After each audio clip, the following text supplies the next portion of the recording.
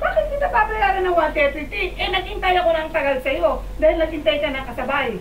Documents o anong gamit na in-order sa inyo, diretso nyo palaging dinadala.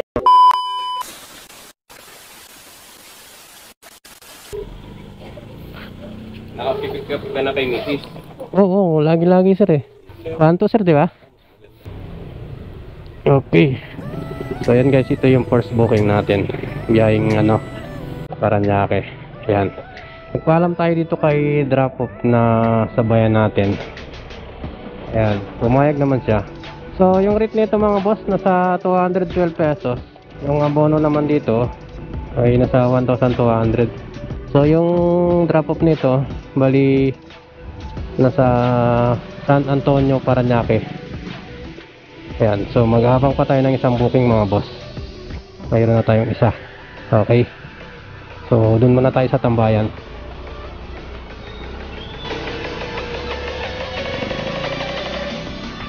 So bali yung dala pala natin, bali visor ng helmet. Maliit lang naman to. A few moments later. Ayan, dito muna tayo mga boss. So maghanap lang tayo ng isang booking papuntang Paranaque. Try natin mag long ride mga boss. A few moments later. Ayan, may nakuha na tayong booking mga boss. Yung pangalawang booking natin. Ayan, dito yung pick up natin sa may sakop na siya ng Kainta. Bali pinaka-boundary nito yung Pasig. Ayan, dito sa may Felix Avenue yung daan natin. Tapos ito yung pick up natin dito sa may Karangalan. So bali sakop na siya ng Kainta. Kaya yung booking niya nasa Kainta na. Ayan.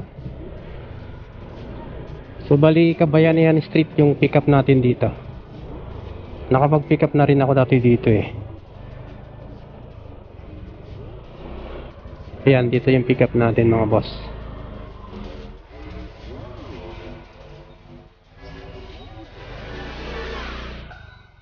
Ayan.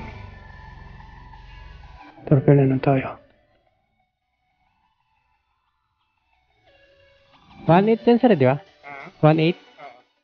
May kayo sir, 200? Yan sir, sakto. Thank you sir. Opo. Sige po. Ayan.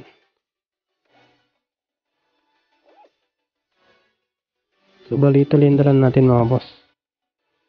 Isang SSD saka isang CPU holder. Maliit lang yung dala natin. A few moments later. So bali yan, dalawa. 212 plus 224. So bali 400 na siya. 436 lahat. Ayan, mula rito sa Kainta nasa 25 kilometers 47 minutes. Yan. So bali ito yung unay natin. So yung daan natin nito sa C6 na lang para tagos tayo ng Doña Soledad.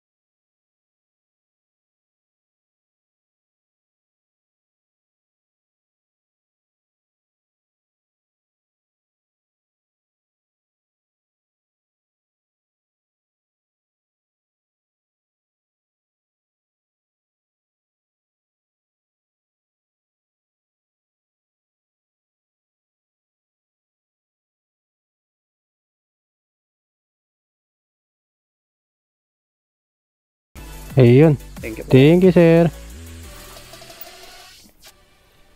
So, ayan guys, okay na. Yung dito sa may barangay Don Bosco. Dito sa may Spratly Island Street. Ayan. So, next natin yung sa may Dr. Arcadio Santos. Siguro dadaan na lang tayo ng France Street para tagos ng Arcadio. Ayan. So, makakarating tayo ng last drop off natin 11:32. Ayan, sakto. Siguro kakain na lang tayo rito sa Parañaque bago tayo kumuha ng booking pabalik ng Pasig. Try natin kumuha ng dalawa uli para solid yung biyahe natin. A few moments later. So sir, bali ano lang siya sir, bali 1,412 lahat. Saan busok nito? 588 po. 70 to sir. Okay na po yan. Ay. Thank you sir.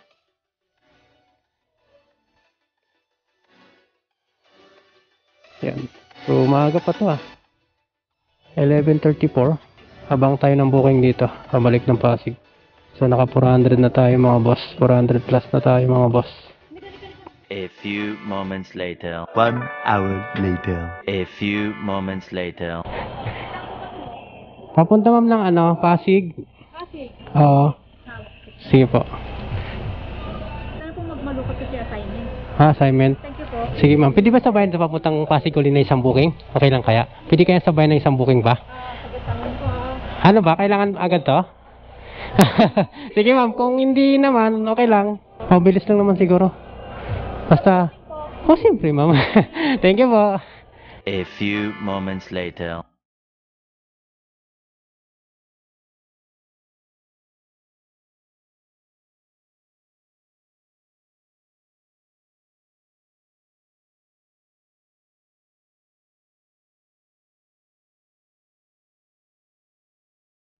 So ayan guys, nakakuha na tayo ng pabalik ng Pasig. Ayan, 133 pesos lang.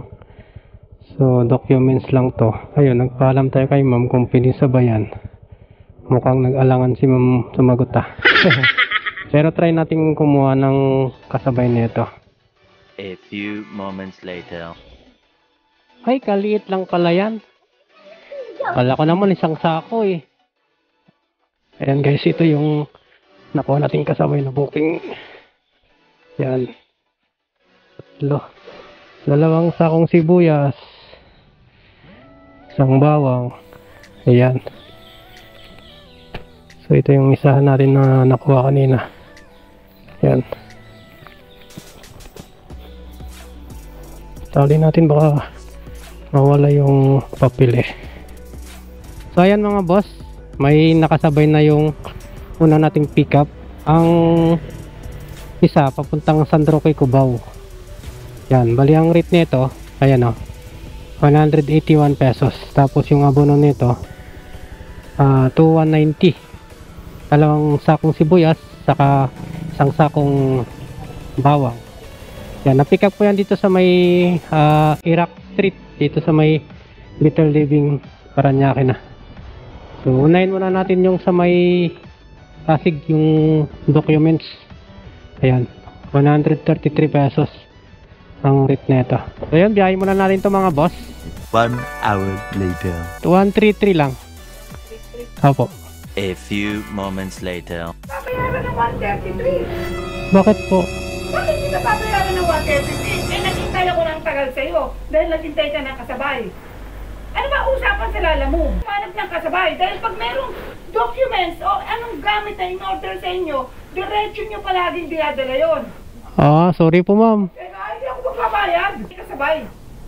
Bak 12:36 ka umalis. Anong oras na? 2:00. Hindi ma'am, bali magwawan na yun ma'am nakuha. Ano po ba yung nag-book ma'am? Eh, doon. Hindi, mga 1 na po yun 1 ko na nakuha. Kumain pa ako ma'am nung time na yun.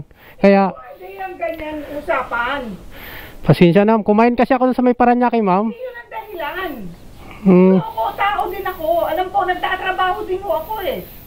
pasensya na po ma'am Araw-araw ng linggo, nagtatrabaho ko para sa dokumentong ito eh. Kaya tinext ko sila, anong oras na? Bakit wala pa dito? Kasi ma'am, nung time na yon, bali, dumaan ako, kumain po ako. Wala ho. Sa problema ko yung pagkain mo. Pag in-orderan ho kayo mag-deliver ng dokumento, ay, Nag-ano din ako dun ma'am kanina sa pick-up. sabay mo, hindi, maningil ka nung sa saan. Hindi ako maniningil. Hindi ako mabayad. Babayaran kita kalahati. Lawat ma'am, hindi naman ganun po. Ay, sige, gusto mo, reklamo kita ngayon. Ireklamo kita. Sige ma'am, bahala po kayo. Kayong, kahit kalahati na lang po. Kasi, pag kayo nag-deliver, binabayaran po kayo ng buo. Hindi ho kayo Shopee, hindi kayo Lazada. Matupang po kayo to. Grabe naman to. Pang isang tao. Pero dapat to sa tao tayo dapat. Sige ma'am, kahit magkano na lang po. Okay lang po yan. Pasensya na po. Binabayaran kayo sa delivery nyo. Hindi dahil kung kailangan maghanap pa kayo ng kasabay. Hindi ako mapang isang tao. Pare-pareho. Ikaw, kumain ka na. Ako, hindi pa kumakain sa loob ng bahay ko dahil nagtatrabaho ko ng dokumento ko eh. Pasensya na po ma'am, kasi nagkataon po talaga na oras ng kainan eh. Kung ho kayo inutusan, kinuha yung service nyo para mag-deliver, idiretso nyo kagad dahil bayad yun. Kasi yung sabi sa akin nung pick-up ma'am, ano lang, assignment lang daw. Sabi ko kung pwede bang... Wala ho kayong pakialam. Basta meron ho kayong i-deliver at buo ho yung siningil nyo. Sige po, pasensya na po. Nakakaisang ka. Grabe guys, kalahati yung binayad sa atin no. Ang sabi dun sa pick-up kanina, assignment lang daw. Nung nagpaalam ako, sabi niya basta ma-deliver lang. Wala naman sinabing importante talaga. Ay nako, iba talaga pag mayayaman eh no. Kumain din kasi ako nung time na yun eh, kanina. Kasi nakuha ko yung item, magwawan na yun eh. Kaya, ayun.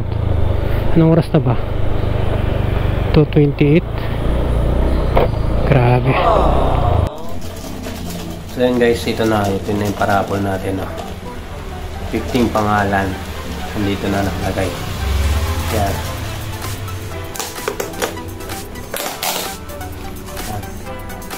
So dito makita na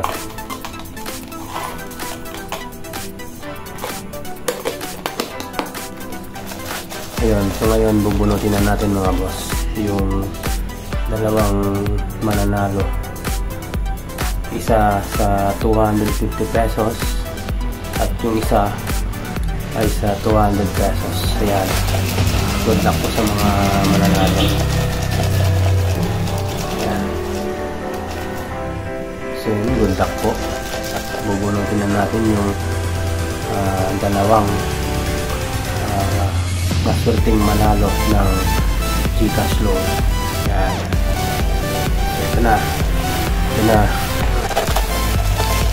Bubunutin na natin.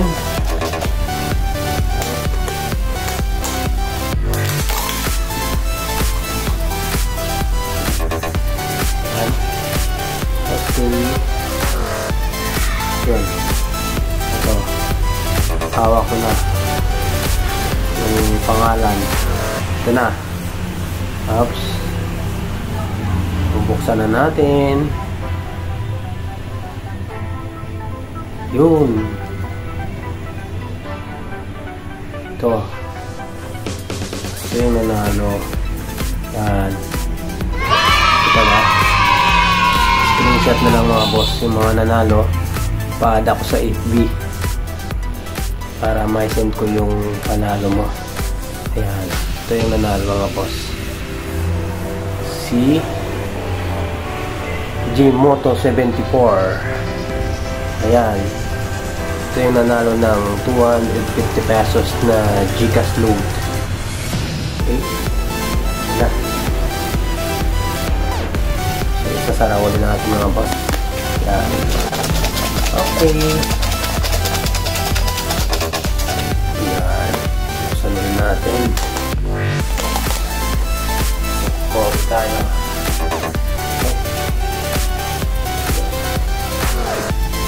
Okay, ito na yung pangalawa. 200 pesos GCash load. Hop. Buksan na natin. Ayun. Yung.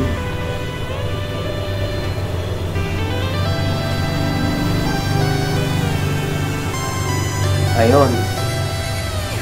Si Willboy TV ang nanalo. Yan.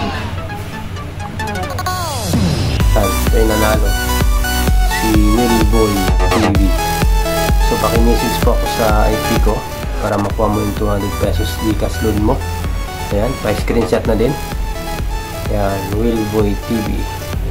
Ayan, Willboy TV. Congratulations po sa'yo. Ayan. Ayan. Okay. So, better luck next time po sa mga hindi nanalo. May palaro ulit tayo sa susunod nating upload. Kaya abangan nyo po.